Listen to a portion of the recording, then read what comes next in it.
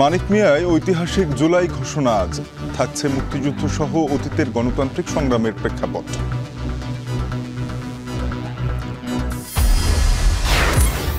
ছাত্র জনতার অভ্যুত্থানে দিবস আজ। শেখ হাসিনা দেশ ছাড়লেও থামেনি নৃশংসতা। যাত্রাবাড়ি আশুলিয়ায় চলে গণহত্যা। জুলাই ঘোষণায় যোগ দিতে বিশেষ ট্রেনে ঢাকার পথে ছাত্র জনতা। রাজশাহীতে জরাজীর্ণ ট্রেন দেয়ায় শিক্ষার্থীদের ক্ষোভ। রাশিয়া থেকে তেল কিনলে ভারতের উপর উচ্চ শুল্কের হুঁশিয়ারি ট্রাম্পের। মার্কিন হুঁশিয়ারির তীব্র প্রতিক্রিয়া নয়াদিল্লির।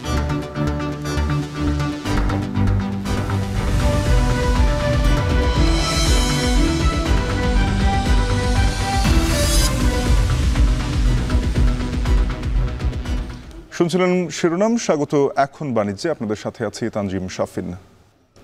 গণ অভ্যুত্থানের 1 বছর পূর্তিতে আজই মানিক মিয়া এভিনিউয়ে গণ অভ্যুত্থানে অংশ নেওয়া সকল পক্ষের উপস্থিতিতে জুলাই ঘোষণাপত্র প্রকাশ করবেন প্রধান উপদেষ্টা ডক্টর মোহাম্মদ ইউনূস। মহান মুক্তিযুদ্ধ সহ অতীতের বিভিন্ন গণতান্ত্রিক সংগ্রাম থেকে শুরু করে জুলাই অভ্যুত্থানের প্রেক্ষাপটের বর্ণনা থাকবে এই ঘোষণাপত্রে। এছাড়া আওয়ামী লীগ শাসনামলে গুম, খুন, গণহত্যা ও নিপীড়নের বিচারের পাশাপাশি শোষণমুক্ত বৈষম্যহীন সমাজ ও রাষ্ট্র সংস্কারের উল্লেখ থাকবে ঘোষণাপত্রে। এটি প্রকাশ উপলক্ষে সংসদ ভবনের দক্ষিণ প্লাজায় চলছে ব্যাপক প্রস্তুতি।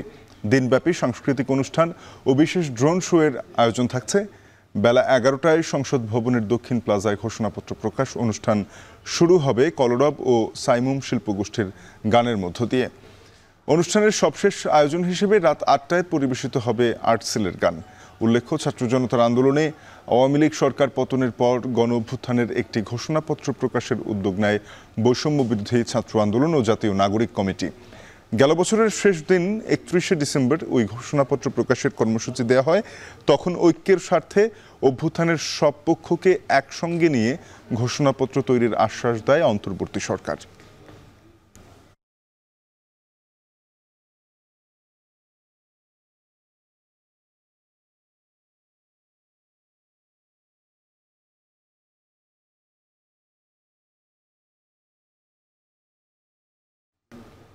ফ্যাসিবাদের পতন জুলাই গণঅভ্যুত্থান দিবস উপলক্ষে র্যালি করছে ছাত্র শিবির। সেখানে আছেন সহকর্মী মিয়া আমিরুল, যাব তার কাছে। আমিরুল, এই শোভাযাত্রার অংশ নেয়া নেতাকর্মীরা কি বলছেন?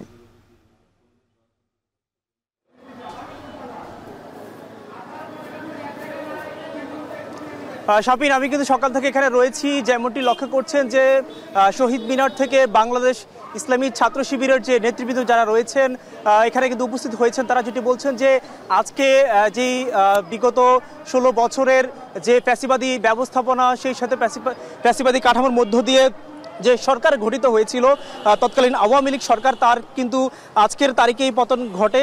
বিগত 1 বছর আগে তারা কিন্তু সেই সেই দিনটিকে সামনে রেখে মূলত আজকে শহীদ মিনারে তারা জড়ো হয়েছেন এবং আমরা সকাল থেকে দেখেছিলাম বিভিন্ন কর্মসূচি পালন করছেন।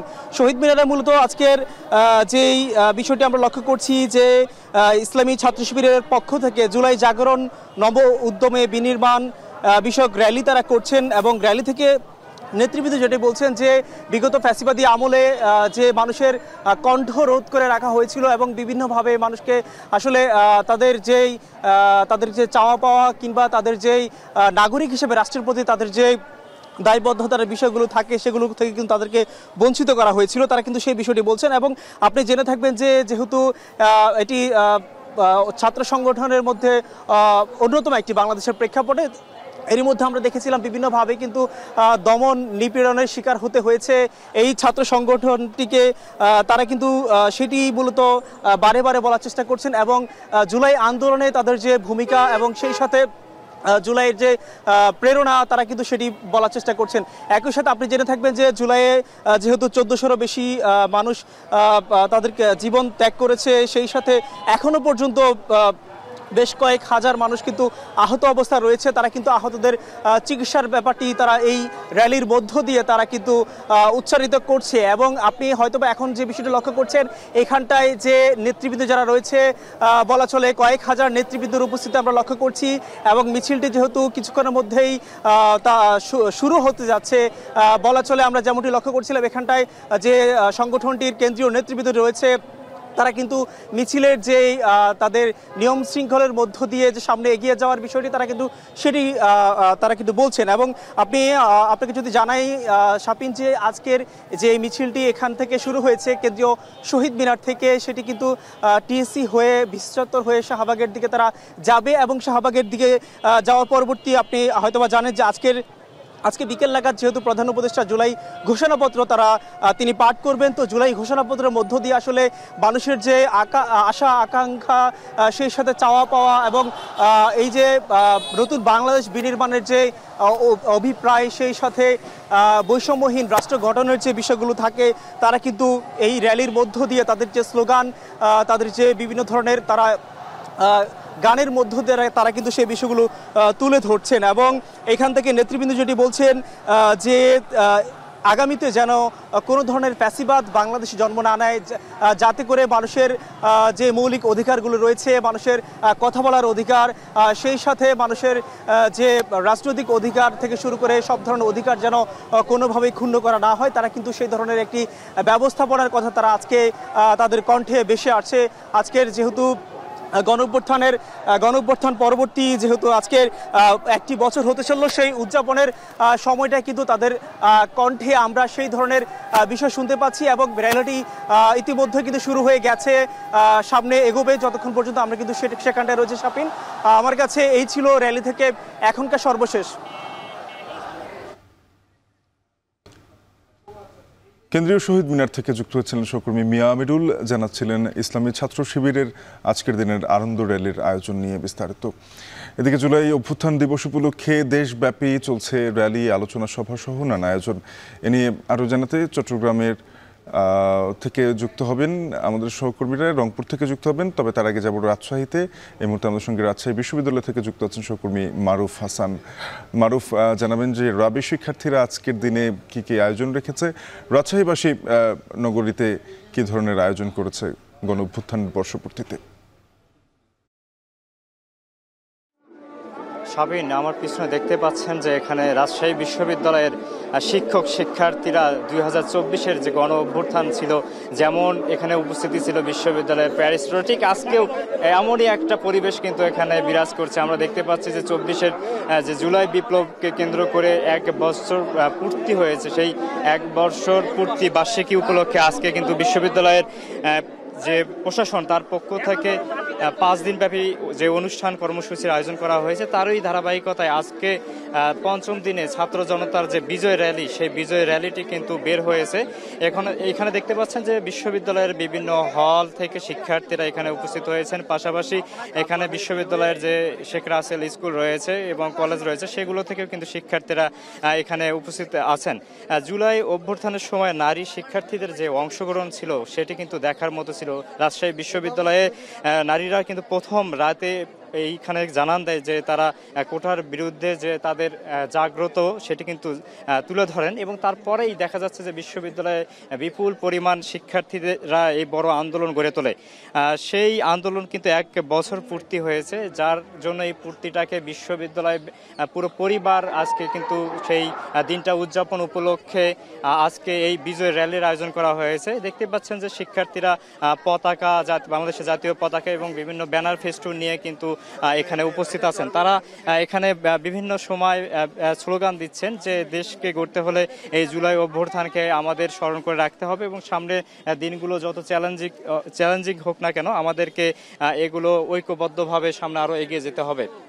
এখানে শিক্ষার্থীদের পাশাপাশি বিশ্ববিদ্যালয়ের প্রশাসন যারা আছেন, তারাও বলছেন যে এই দিনটা আমাদের অনেক গৌরবের এবং এই দিন উপলক্ষে বিশ্ববিদ্যালয় প্রশাসন আলোকচিত্র ও প্রামাণ্য চলচ্চিত্র প্রদর্শনী পর্যন্ত কিন্তু আয়োজন করেছেন।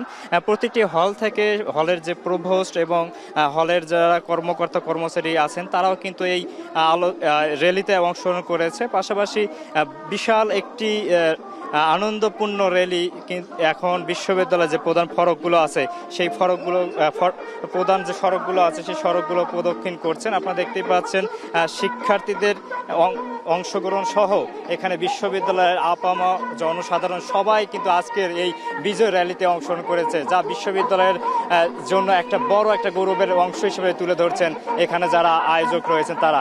মারুফ হাসান, এখন রাজশাহী থেকে এই ছিল সর্বশেষ। রাজশাহী বিশ্ববিদ্যালয় থেকে যুক্ত হয়েছিলেন সহকর্মী মারুফ হাসান, জানাচ্ছিলেন গণঅভ্যুত্থান দিবস উপলক্ষে আয়োজন নিয়ে। আমরা সারা দেশের আরও নানা আয়োজন নিয়ে জানবো। তার আগে আরেকবার ফিরতে চাই রাজধানীতে। জুলাই গণঅভ্যুত্থান দিবস উপলক্ষে রাজধানীর মানিক মিয়া এভিনিউয়ে রয়েছে দিনব্যাপী আয়োজন এবং এখান থেকেই জুলাই ঘোষণাপত্র প্রকাশ করবেন প্রধান উপদেষ্টা। এ নিয়ে জানতে চাই, সেখানকার পরিস্থিতি জানাতে সাজিদ আরাফাত যুক্ত হচ্ছেন। সাজিদ, জানাবেন যে আজকে তো ঘোষণাপত্রের পাশাপাশি সাংস্কৃতিক নানা আয়োজন রয়েছে মানিক মিয়া এভিনিউতে, এখনকার কি পরিস্থিতি?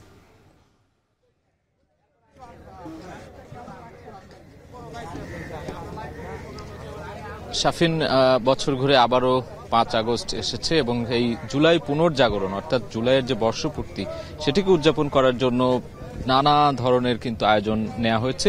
তারই একটি অংশ এই যে মানিক মিয়া এভিনিউ সংসদ ভবনের সামনে, এখানে কিন্তু বিশাল একটি আয়োজন করা হয়েছে। অর্থাৎ এখানে সাংস্কৃতিক অনুষ্ঠান থেকে শুরু করে ঘোষণাপত্র ঘোষণা হবে বিকেল 5টায়, আপনি জানেন প্রধান উপদেষ্টা ঘোষণা করবেন। তার আগে কিন্তু এখানে দিনব্যাপী আজকে আয়োজন রয়েছে, বিভিন্ন শিল্পী গোষ্ঠী রয়েছে, সাংস্কৃতিক অনুষ্ঠান থেকে শুরু করে আরও যে নানান উদযাপনের যে কার্যক্রম বা প্রক্রিয়া কর্মসূচি সেগুলো কিন্তু হাতে নেওয়া হয়েছে। এবং এরই মধ্যে আমরা দেখছি এখানে প্রস্তুতি পর্ব প্রায় একেবারেই শেষ।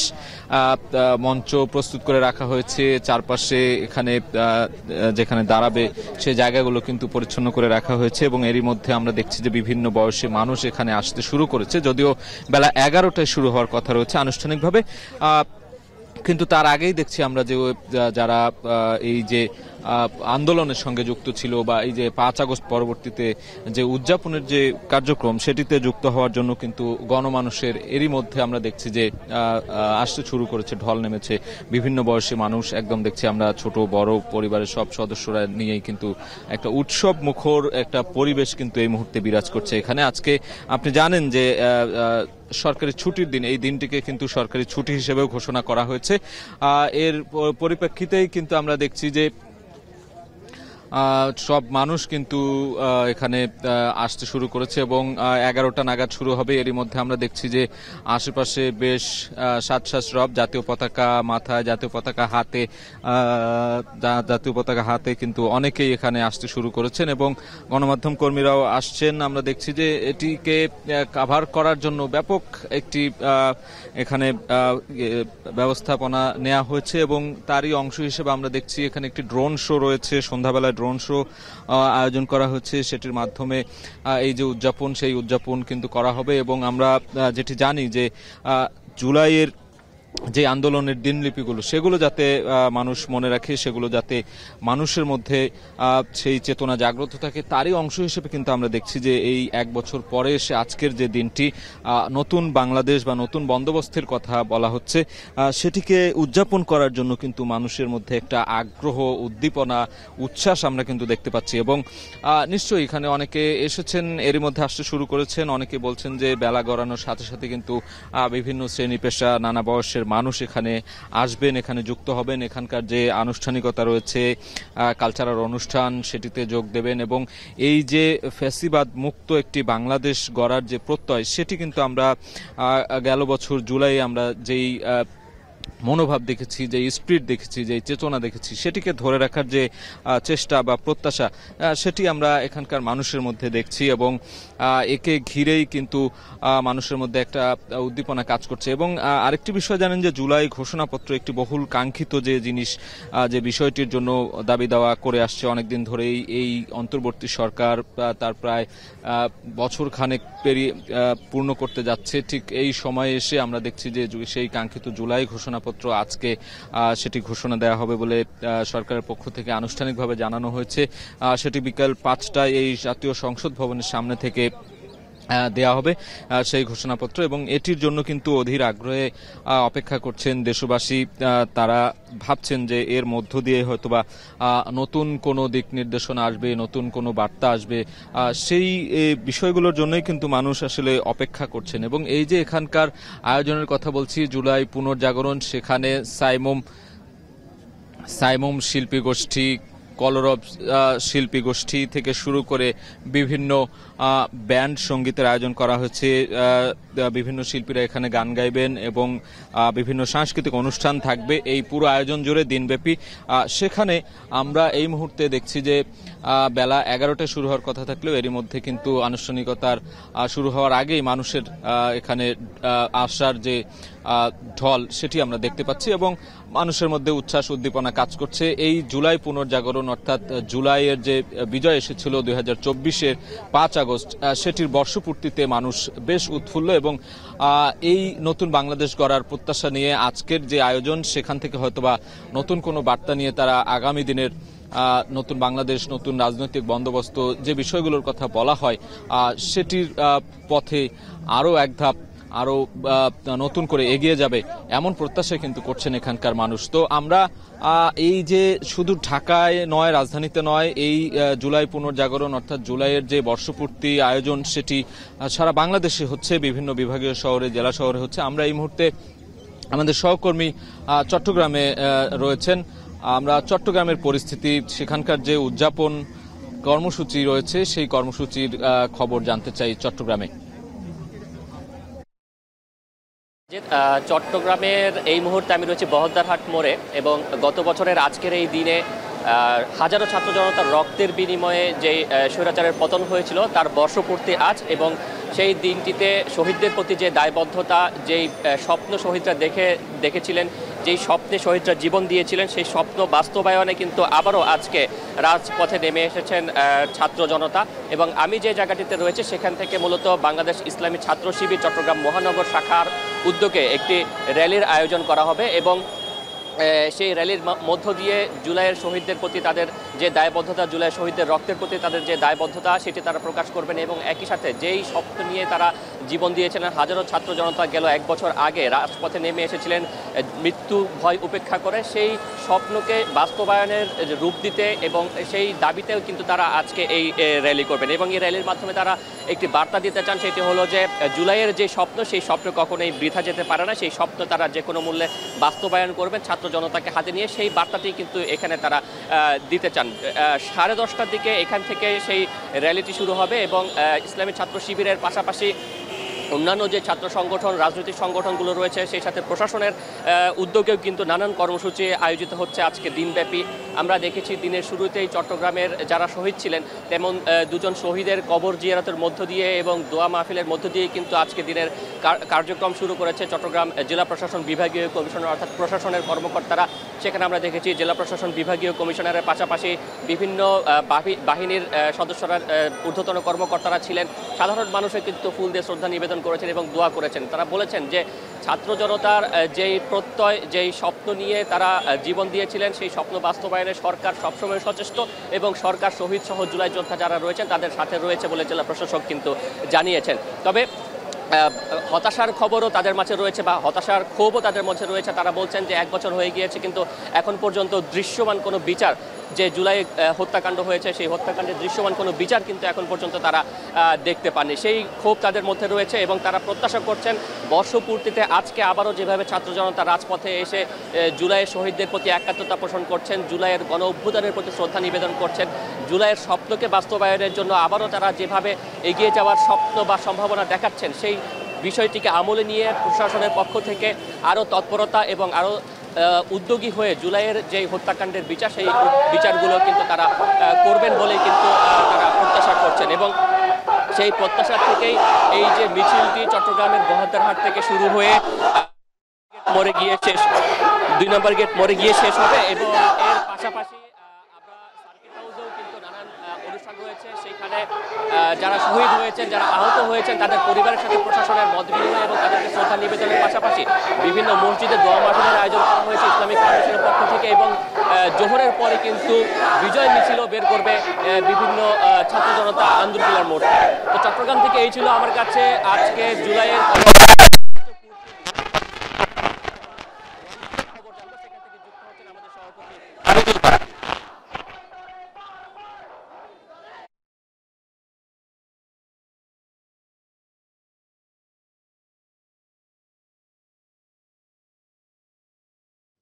শোয়েব, রংপুর বেগম রোকেয়া বিশ্ববিদ্যালয় থেকে জুলাই অভ্যুত্থান দিবসের যে র্যালিটি সেটি ইতিমধ্যেই বের হয়ে গেছে এবং এটি ক্যাম্পাস থেকে বের হয়ে এখন মূল যে সড়ক সেটি প্রদক্ষিণ করছে এবং এটি বেগম রোকেয়া বিশ্ববিদ্যালয়ের গেট পার হয়ে এখন যে রংপুর ঢাকা যে মহাসড়ক আছে সেই মহাসড়ক প্রদক্ষিণ করছে এবং মডার্ন মোড় হয়ে ঘুরে তারপরে এই র্যালিটি আবার বিশ্ববিদ্যালয় ক্যাম্পাসে গিয়ে শেষ হবে। আমরা দেখেছি যে এই গণ অভ্যুত্থান দিবস উপলক্ষে সকাল থেকেই ক্যাম্পাসে শিক্ষক, ছাত্র এবং কর্মকর্তা কর্মচারীরা এসে জড়ো হয়েছেন। কিছুক্ষণ আগে এই র্যালিটি ক্যাম্পাস থেকে বের হয়। একটু জানিয়ে রাখি সাহেব, এর আগে আমরা দেখেছি যে রংপুর টাউন হলের সামনে যে জুলাই স্মৃতিস্তম্ভ রয়েছে সেখানে শ্রদ্ধা নিবেদন করেছেন যারা জুলাই শহীদ আছে তাদের পরিবারের সদস্যরা, যারা জুলাইয়ের আন্দোলনের অংশীদার ছিলেন তারা এবং তাদের পরিবারেরা সেখানে শ্রদ্ধা নিবেদন করেছেন ফুল দিয়ে। এছাড়া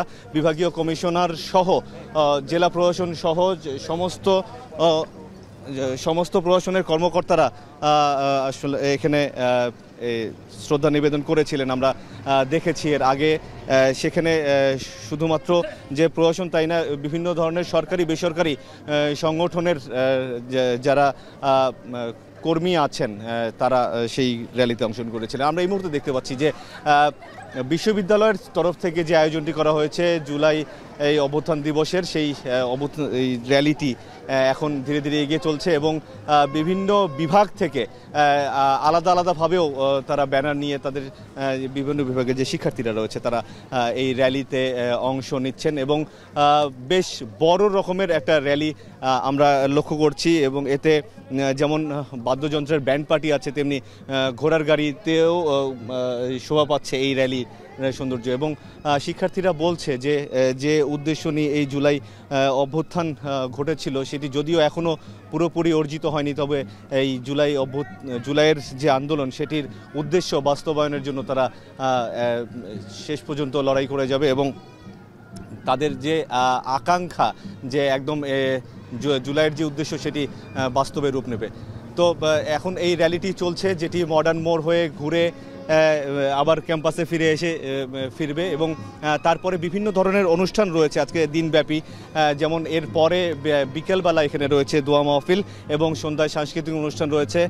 এছাড়া জেলা প্রশাসনের যে শ্রদ্ধা নিবেদনের যে পর্বটি চলছিল সেটি শেষ হয়ে এতক্ষণে আলোচনা সভা শুরু হয়েছে জুলাই শহীদ পরিবার এবং জুলাই যোদ্ধাদের সাথে এটি আলোচনা সভা, সেটি রংপুরের শিল্পকলা একাডেমিতে অনুষ্ঠিত হচ্ছে সেই আলোচনা সভাটি। এবং তারপরে আসলে বিভিন্ন রাজনৈতিক দলও আজকের এই কর্মসূচিতে বিভিন্ন ধরনের কর্মসূচি দিয়েছে আজকের এই জুলাই অভ্যুত্থান দিবস হিসেবে। তো এই ছিল আমার কাছে রংপুর বেগম রোকেয়া বিশ্ববিদ্যালয়ের যে জুলাই অভ্যুত্থান দিবসের র্যালি, সেখান থেকে সবশেষ অবস্থা। শাফিন। সহকর্মী আমিরুল বাপ্পি যুক্ত হয়েছিলেন রংপুর থেকে। সারা দেশ থেকে সহকর্মীরা জানাচ্ছিলেন আজকে জুলাই গণ অভ্যুত্থান দিবসের নানা আয়োজন নিয়ে। জুলাইয়ের শহীদদের ত্যাগ জাতিকে একটি ন্যায় ও সমাজ ভিত্তিক বৈষম্য ও দুর্নীতিমুক্ত বাংলাদেশ গড়ার সুযোগ এনে দিয়েছে বলে জানিয়েছেন প্রধান উপদেষ্টা অধ্যাপক মোহাম্মদ ইউনূস। তিনি বলেন, শহীদের আত্মত্যাগের রাষ্ট্র সংস্কারের যে সুযোগ এসেছে তা যে কোনো মূল্যে রক্ষা করতে হবে।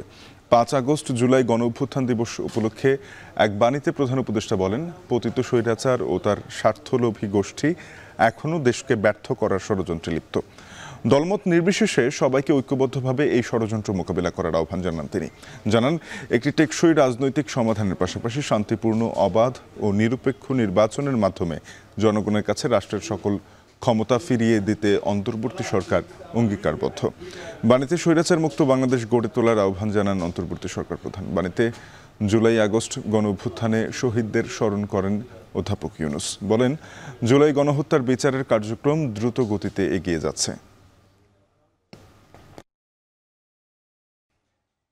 জনরোষ আর তিরস্কার ও ঘৃণা সঙ্গী করে হাজারো শহীদের রক্ত মারিয়ে 1 বছর আগে দিনে দেশ ছেড়ে পালিয়েছিলেন শেখ হাসিনা। সেদিন গণভবন দখলে নেয় ছাত্র জনতা। একদিকে ছিল বিজয় মিছিল, অন্যদিকে নৃশংসতা। শেখ হাসিনার দেশ ছাড়ার পরেও যাত্রাবাড়ি আশুলিয়ায় চলে গণহত্যা। রক্তে লেখা সেই ৩৬ জুলাই নিয়ে আরও জানাবেন সিফাত শাহরিয়ার।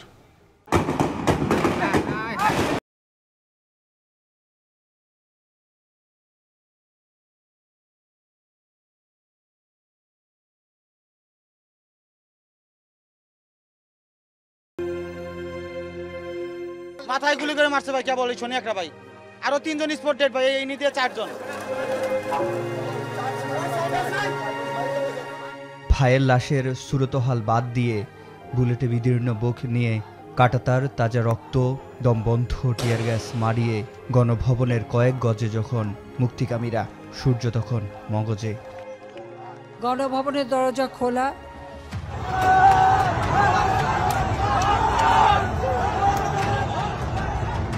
এক সময়ের দুর্দণ্ড প্রতাপ আর ক্ষমতার উপর জনরোষের তিরস্কার, পালালেন শেখ হাসিনা।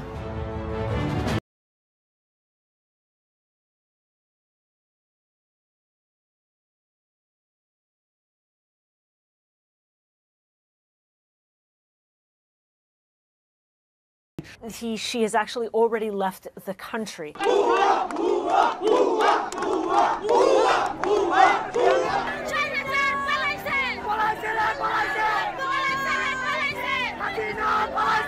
বিদ্রোহ রূপ নিল বিজয়ে, হাজার থেকে লাখে গণভবন, সংসদ ভবন, রাজপথ তখন মানুষের। টানা 1.5 যুগের নির্যাতিতদের ক্ষোভের বহিঃপ্রকাশ ঘটে মুহূর্তেই।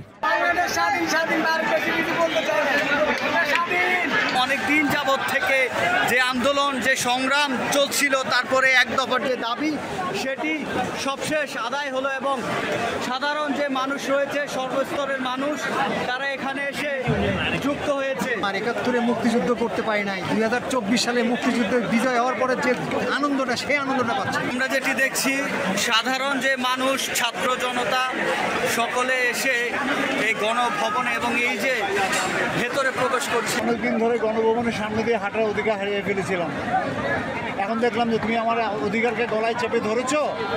হ্যাঁ, সেই অধিকার কিভাবে আদায় করতে হয় আমার ছোট ছেলেরা দেখিয়ে দিয়েছে। সেখানে চলে গেছে, খুব স্বৈরাচারী করছে। আমরা চাই এবার সুষ্ঠু শাসন আবার প্রতিষ্ঠিত হোক।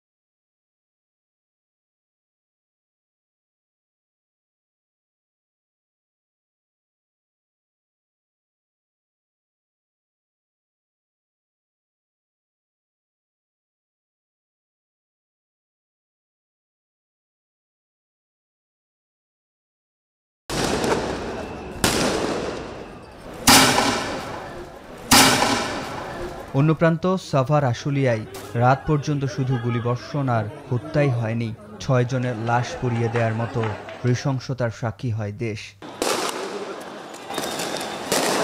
এর আগে কারফিউ ভাঙতে বিচ্ছিন্নভাবে হত্যাযজ্ঞ চলে শহরের বিভিন্ন পয়েন্টে। শানখারপুলের সকাল ছিল বেশি বিভৎস, নিকট দূরত্ব থেকে নগ্ন হামলা চলে সেখানে।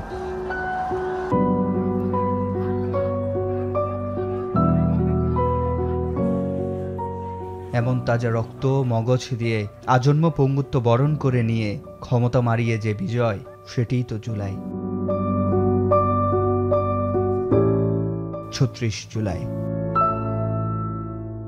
সিফাত শাহরিয়ার, এখন, ঢাকা।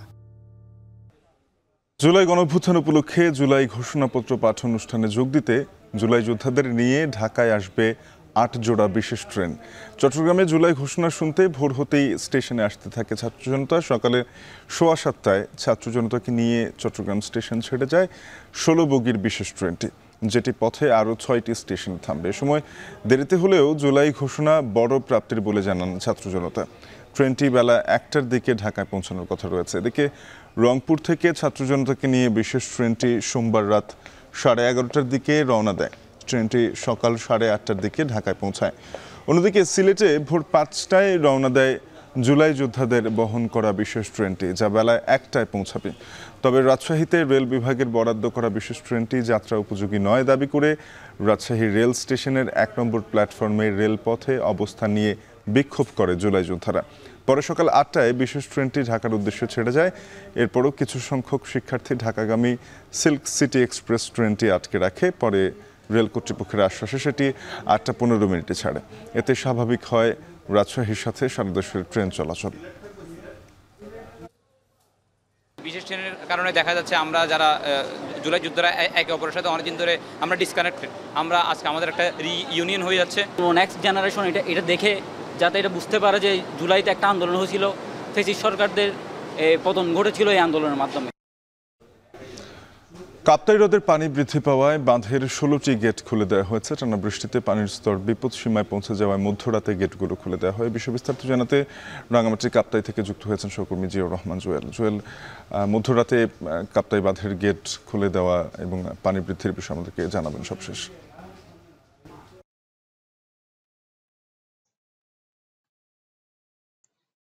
শাফিন, আপনি জানেন যে আজ মধ্যরাত 12টা থেকে মূলত কাপ্তাই যে বাঁধ রয়েছে সেখানকার 16টি জলকপাট খুলে দেওয়া হয়েছে 6 ইঞ্চি করে।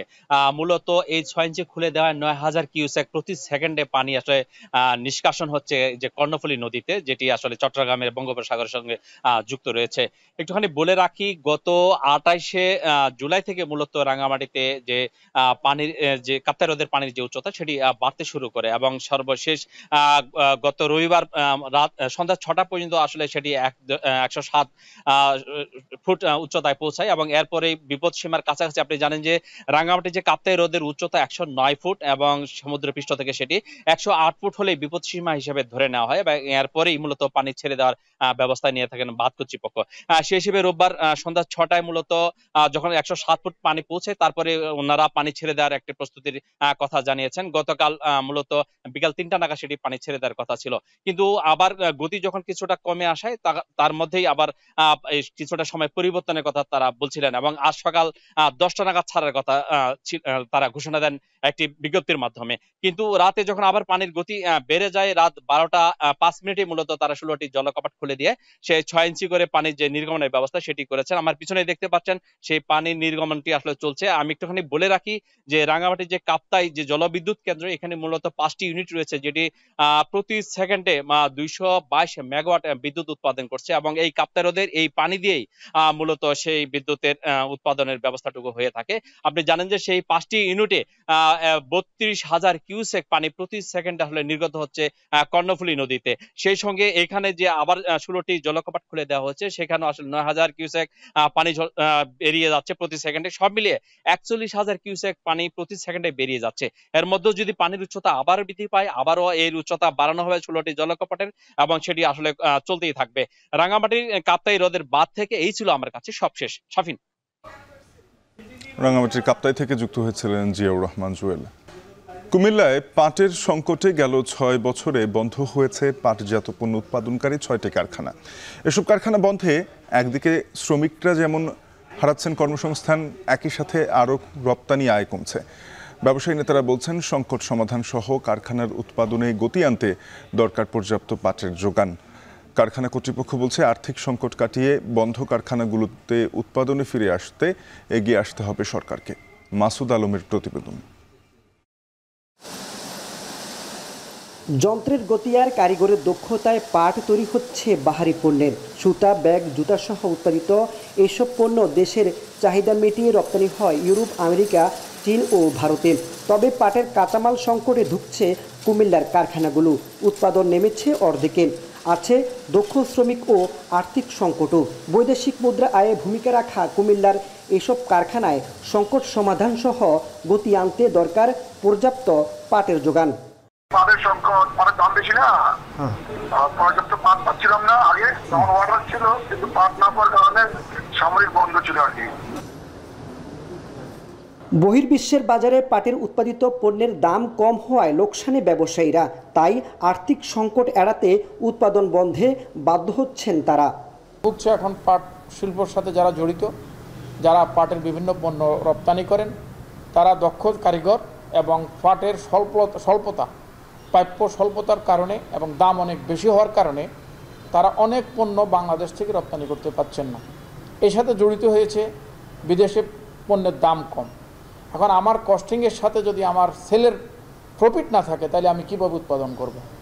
এটা অনেক বড় আকার ধারণ করছে। পাটের কাঁচামাল, দক্ষ শ্রমিক ও আর্থিক সংকটে 2018 সাল থেকে পর্যায়ক্রমে কুমিল্লায় প্রায় 6টি কারখানা বন্ধ রেখেছে কর্তৃপক্ষ। আর্থিক সংকট কাটিয়ে বন্ধ এসব কারখানা উৎপাদনে ফিরতে সরকারকে এগিয়ে আসতে হবে বলে জানান সংশ্লিষ্টরা। মালিক পক্ষের সঙ্গে কথা বললে আসলে জানা যায় যে তারা যে অজুহাতগুলো দেন আমাদেরকে, তার মধ্যে অন্যতম হচ্ছে তাদের কাঁচামালের স্বল্পতা আছে, তাদের জনবলের স্বল্পতা, অর্থাৎ জনবল তারা পাচ্ছেন না। একই সাথে তাদের আর্থিক সংকটের কথাটাও তারা বলে থাকেন। তবে কিছু কারখানা বলেছেন যে তারা হয়তো পুনরায় চালু করার একটা উদ্যোগ গ্রহণ করছেন। আশা করা যাচ্ছে এগুলো চালু হলে হয়তো আগের অবস্থায় আবার ফিরে যেতে পারে। জেলা কৃষি বিভাগের তথ্য বলছে কুমিল্লার 17 উপজেলায় গেল বছরের ব্যবধানে পাট চাষ কমেছে 212 হেক্টর জমিতে। গেল মৌসুমে জেলায় পাট চাষ হয়েছে 1022 হেক্টর জমিতে, আর চলতি মৌসুমে চাষ হয়েছে 810 হেক্টরে। মাসুদ আলম, এখন কুমিল্লা।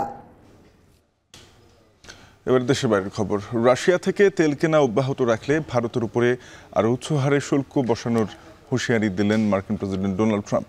সামাজিক যোগাযোগ মাধ্যম ট্রুথ সোশ্যালে দেয়া এক পোস্টে তিনি একথা বলেন। রাশিয়া ইউক্রেন যুদ্ধ শুরুর পর ইউরোপীয় ইউনিয়নের দেশগুলো মস্কো থেকে তেল রপ্তানি বন্ধ করলেও সেই সুযোগ রাশিয়ার সঙ্গে বাণিজ্য বাড়িয়েছে ভারত, এমন অভিযোগ ট্রাম্পের। বলেন, বর্তমানে রাশিয়ার সবচেয়ে বড় তেলের বাজার ভারত, যেখান থেকে যুদ্ধ চালিয়ে যাওয়ার আর্থিক যোগান পাচ্ছে মস্কো।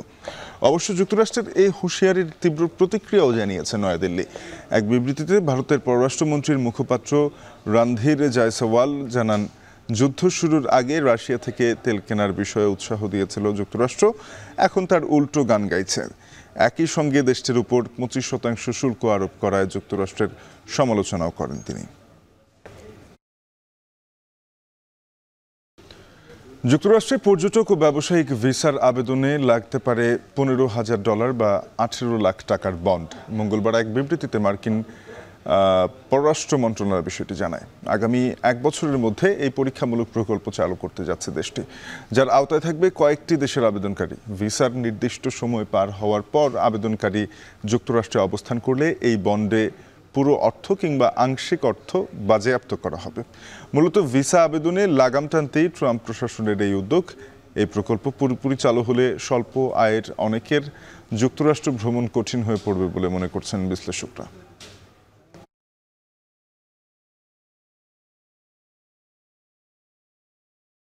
তীব্র পানির সংকটে খেজুর চাষের জন্য মরুভূমির দিকে ঝুঁকছেন ইরাকের চাষিরা, যেখানে তাদের এখন নির্ভর করতে হচ্ছে ভূগর্ভস্থ পানির উপরে। সাত আল আরব নদীতে লবণাক্ততা বেড়ে যাওয়ায় বিকল্প পথ খুঁজে বেড়াচ্ছেন তারা। এছাড়া দেশটির মূল টাইগ্রিস ও ইউফ্রেটিস নদী দুটি প্রবাহ কমে যাওয়ায় সংকট আরও ভয়াবহ রূপ নিয়েছে, যার প্রভাব পড়েছে দেশটির কৃষি খাতে। বিস্তারিত জানাবেন তানভীর জনি। সম্প্রতি তীব্র দাবদাহে পড়ছে ইরাকের বিভিন্ন শহর। বেশ কয়েকটি অঞ্চলের তাপমাত্রা ছাড়িয়েছে 52 ডিগ্রি সেলসিয়াস। পরিস্থিতি মোকাবেলায় ইরাকের অনেক প্রদেশে সরকারি ছুটিও ঘোষণা করা হয়। তীব্র গরমে হাঁসফাঁস করছেন বাসিন্দারা। সংকট দেখা দিয়েছে বিদ্যুৎ ও খাবার পানির। বিশ্বব্যাপী জলবায়ু পরিবর্তনে জাতিসংঘের সবচেয়ে ঝুঁকিপূর্ণ দেশের তালিকায় আছে ইরাক। টাইগ্রিস ও ইউফ্রেটিস নদীর মোহনায় অবস্থিত 200 কিলোমিটার দৈর্ঘ্যের সাত আল আরব নদী। একসময় এই নদী তীরবর্তী অঞ্চলে ছিল বিশ্বের বৃহত্তম খেজুর বাগান। সম্প্রতি ইরাকের অন্যতম পানির উৎস সাত আল আরব নদীর পানিতে বেড়েছে লবণাক্ততা। বাধ্য হয়ে খেজুর চাষিরা এসব জমি ছেড়ে সরে যাচ্ছেন বসরার পশ্চিমের মরুভূমির দিকে। ما تتساوى المزارع بملوحة الماء، بس هذا تقريبا أعذب ماء موجود خلينا نقول بالبصرة. درجة يعني الملوحة صارت 33، لا نخلة تستقبله ولا شجرة أبدا. شوف هسه هذا ناعم، بعد هسه وين هاي ناعمة। উজান থেকে পানির প্রবাহ কমে যাওয়ায় খরা এবং টাইগ্রিস নদীর উজানে তুরস্কের বাঁধ নির্মাণের ফলে ইরাকে পানির সংকট তীব্র হয়েছে। বাঁধের কারণে নদীর প্রবাহ নষ্ট হয়ে মিশছে সমুদ্রের লবণ পানি। এতে উর্বরতা হারাচ্ছে নদী তীরবর্তী জমিগুলো। বসরা প্রদেশে লবণাক্ততা ও খরায় খেজুর বাগানগুলো পূর্ব থেকে পশ্চিমে স্থানান্তর করা হয়েছে। তবে সেখানেও ভূগর্ভস্থ পানির সংকট তীব্র। লবণাক্ত জোয়ারের পানিতে নষ্ট হচ্ছে খেজুর গাছ এবং বাধাগ্রস্ত হচ্ছে ফলন। নদী তীরবর্তী বাগানগুলোতে ক্রমেই হ্রাস পাচ্ছে খেজুর উৎপাদন। মাত্র 2 বছরের ব্যবধানে বাগান প্রতি খেজুর উৎপাদন কমেছে 2 থেকে 2.5 টন। এছাড়া পর্যাপ্ত বৃষ্টির অভাবে এখন মৃতপ্রায় বহু গাছ। বসরা কৃষি অধিদপ্তর জানিয়েছে, অনেক কৃষক এখন ভূগর্ভস্থ পানির উপর নির্ভর করছে। এতে খেজুর চাষের পাশাপাশি অন্যান্য শাকসবজি উৎপাদনও কমছে। تصل إلى 2000 أو 3000 ملي موز، هاي ممكن تكون ناجحة جيدة في الزراعة، إضافة إلى استخدام التقنية الحديثة. طريقة الري بالتنقيط راح تقلل من يعني تقلل المياه بصورة عامة. সম্প্রতি ইরাকের পানি সংকট নিয়ে ব্যাপক উদ্বেগ দেখা দিয়েছে। টাইগ্রিস ও ইউফ্রেটিস নদীর পানিও শুকিয়ে যাচ্ছে। 2024 সালের এপ্রিলে তুরস্কের প্রেসিডেন্ট এরদোয়ান বাগদাদ সফরে এসে 10 বছরের পানি ব্যবস্থাপনা চুক্তির প্রতিশ্রুতি দিয়েছিলেন। তবে এখনও ফল দেখতে পায়নি বসরার বাসিন্দারা। তানভীর জনি, এখন বিশ্ব। এখন বাণিজ্য শেষ করব, তার আগে শিরোনামগুলো আরেকবার। বিকেলে মানিক মিয়ায় ঐতিহাসিক জুলাই ঘোষণা। আজ গণঅভ্যুত্থানের প্রথম বার্ষিকীতে সারা দেশে বর্ণাঢ্য শোভাযাত্রা।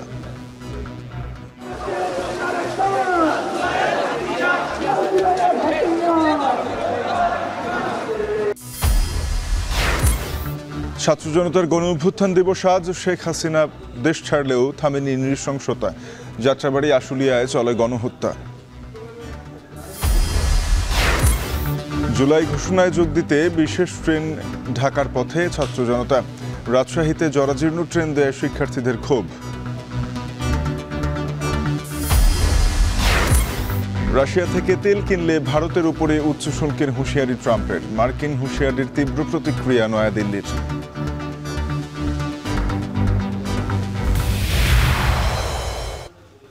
এই ছিল এখন বাণিজ্যে। এখন টেলিভিশনের ওয়েবসাইট দেখতে ভিজিট করুন www.এখন.tv। যুক্ত থাকুন ফেসবুকে facebook.com/tv.এখন এবং ইউটিউবে দেখতে চোখ রাখুন youtube.com/এখন TV।